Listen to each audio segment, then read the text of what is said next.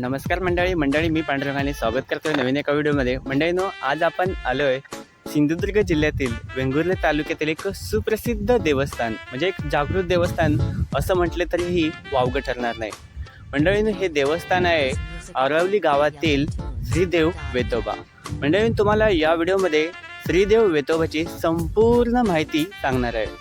त्याचबरोबर मंडळींनो, वेतोबा कशा प्रकारे प्रकट झाले किंवा या ठिकाणी कशा प्रकारे वेतोबा आले, वेतोबा म्हणजे नेमकं कोण, आणि सगळ्यात महत्त्वाचा पडणारा प्रश्न म्हणजे वेतोबा देवाला मंडळींनो वाहना म्हणजे चपला का वाहतात किंवा चपला का देतात, याची जी संपूर्ण माहिती तुम्हाला या व्हिडिओमध्ये देणार आहे। व्हिडिओ शेवटपर्यंत पहा। जर आवडला तर नक्की लाईक करा, जर चॅनलवर नवीन असाल तर सबस्क्राईब करा, कारण असेच माहितीपूर्ण व्हिडिओ आपल्या चॅनलवर येत असतात।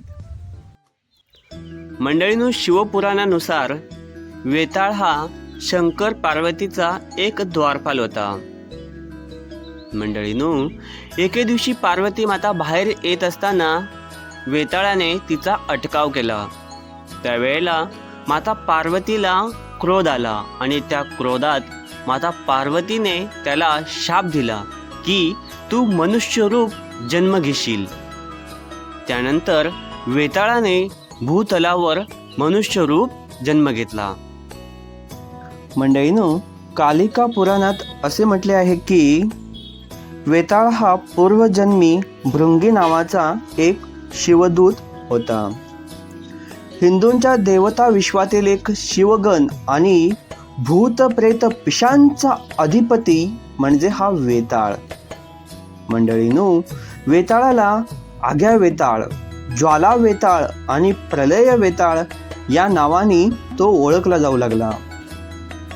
मंडळींनो, महाभारत, पुराणे इत्यादी प्राचीन साहित्यातून वेताळाची जी वर्णने आढळतात त्यानुसार तो क्रूर डोळ्यांचा आणि महाकाय आहे। तो रक्तमांस खातो, सदैव युद्धोदित आणि शस्त्रधारी असतो। वेताळाची आई ही स्कंदानुचारी मातृका असून स्वतः वेताळ ही स्कंदानुचर आहे असे निर्देश आढळतात। भागवत, मत्स्यपुराण आणि ब्रह्मांड पुराण यांनी मात्र त्याला स्कंदानुचर न म्हणता शिवगण असे म्हटले आहे।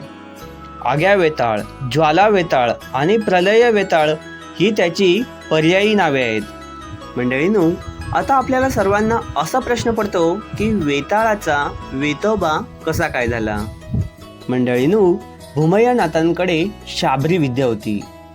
त्या शाबरी विद्याची ताकद म्हणजे साक्षात दगडालाही देव बनवण्याची आणि दगडालाही माणूस बनवण्याची शक्ती त्या शाबरी विद्येत होती।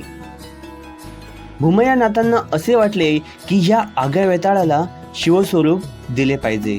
त्यावेळी त्यांनी शाबरी विद्येने आग्या वेताळाला शिवस्वरूप दिले आणि पुढे वशिष्ठ ऋषींच्या कृपेमुळे त्यांना भगवान शंकरांचे दर्शन झाले आणि कामाख्या देवीच्या आग्रहानुसार त्यांना पुन्हा शिवगणात मंडळींनो स्थान मिळाले। अशा प्रकारे वेताळाचा वेतोबा झाला। मंडळींनो, जे आरवली गाव आहे त्याचं एक इंटरेस्टिंग स्टोरी किंवा एक जे नाव आहे ते कशा प्रकारे देण्यात आलेलं ते तुम्हाला सांगतो।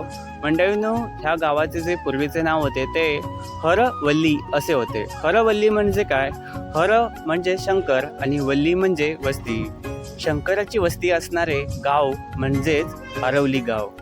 त्यावरूनच मंडळींनो ह्या गावाला नाव आरवली असं देण्यात आलेलं आहे। मंडळींनो, वेतोबा म्हणजेच वेताळ, तो शिवभक्त आणि भूतपिशांचा अधिपती होय। वेताळ सदैव युद्धधीत व शस्त्रधारी सैनिक आहे। मराठी संत वाङ्मयात वेताळ हा त्याचे अनुचर, त्यांचा युद्धप्रसंग आढळतो। शिव आणि भूतपिशांच्या प्रभावळीत वावरणारा, स्मशानात हिंडणारा आणि गळ्यात रुद्रमाळ घालणारा त्याने वेताळाला पिशांचे अधिपती दिले आहे। भारतात अनेक ठिकाणी त्यांचे देवळे आहेत। अष्टभैरवांपैकी एक असा हा वेतोबा। सिंधुदुर्ग जिल्ह्यातील आरवली गावचे ग्रामदैवत ग्राम संरक्षणकर्ता म्हणूनही या वेतोबाला मंडळींनो ओळखले जाते. मंडळींनो, तुम्ही आजपर्यंत अनेक देवळांमध्ये अनेक प्रकारच्या मूर्त्या पाहिल्या असतील. त्यामध्ये काही पाषाणाच्या असतात, काही असतात पंचधातूंच्या. परंतु मंडळींनो, जी वेतोबाची पहिली मूर्ती होती ती होती फणसाच्या लाकडापासून तयार केलेली. मंडळींनो, ह्या लाकडाचे वैशिष्ट्य म्हणजे हे लाकूड खूप काळ टिकते, ते दीर्घायुष्य असते. म्हणून मंडळींनो, वेतोबाची जी पहिली मूर्ती बनवण्यात आली होती ती फणसाच्या लाकडापासून बनवण्यात आली होती. आजही मंडळींनो, आरवली गावामध्ये फणसाच्या झाडाला देव मानतात आणि त्याचा जो लाकूड आहे ते कोणत्याही दैनंदिन जीवनात त्याचा उपयोग केला जात नाही. असे हे या आरवली गावातील फणसाच्या झाडाचे वैशिष्ट्य आहे. मंडळींनो, अनेक गावात एक ग्रामदेवता म्हणून वेताळाची पूजा अर्चा केली जाते. वेताळाच्या मूर्ती काष्टाच्या वा पाषाणाच्या असतात. काही ठिकाणी तो तांदळाच्या स्वरूपात आढळतो. हातात दांडा, खांद्यावर घोंगडी घेऊन वेताळ रात्री गावातून हिंडतो असा खेडोपाडी समज आहे.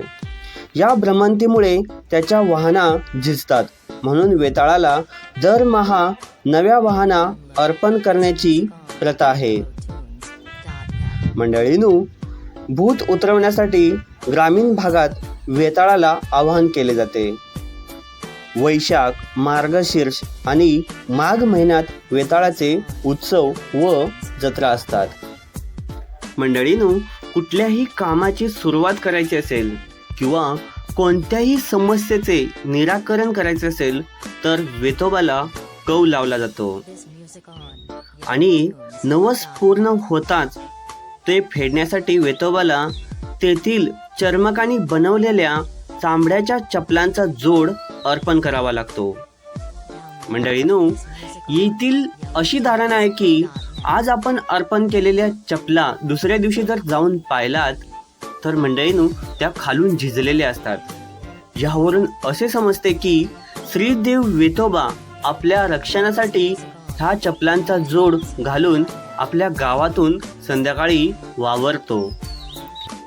मंडळींनो, वेंगुर्लेपासून अवघ्या 13 किलोमीटर अंतरावर आरवली हे गाव आहे.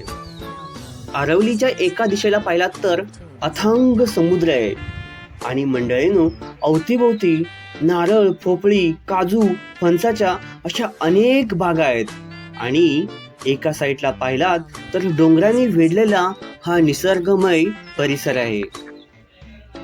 मंडळींनो, आयुष्यातून एकदा तरी या वेतोबाला जरूर यावे. मंडळींनो, सध्या परिस्थिती पाहता नवस बोलणाऱ्यांची जी संख्या आहे ती दिवसेंदिवस वाढतच चाललेली आहे. परंतु मंडळींनो, जे चपलांचे जोड आहेत ते खूप कमी प्रमाणात उपलब्ध आहेत. आता ते नवस पूर्ण करण्यासाठी मंडळींनो काही प्रमाणात अडचणी येऊ शकतात. जर आपल्याला नवसच पूर्ण करायचं असेल तर मंडळींनो, आरवली देवस्थान संस्थेने तुम्हाला 2500 रुपये दान करून आपला नवसही पूर्ण करता येतो. जे आपले 2500 रुपये घेतले जातात त्याच्यातून मंडळींनो सगळ्यांचे पैसे जमा करून एक चपला देवाला अर्पण केल्या जातात आणि त्यातूनही आपला नवस पूर्ण होतो. आणि जे उरलेले पैसे असतात त्यातून मंडळींनो देवाला चांदीच्या चपला बनवण्याचे कार्य केले जाते. अशा प्रकारे मंडळींनो, तुम्ही चपला न अर्पण करताही 2500 रुपये अर्पण करून मंडळींनो तुमचा जो नवस आहे तो नवस पूर्ण करू शकता.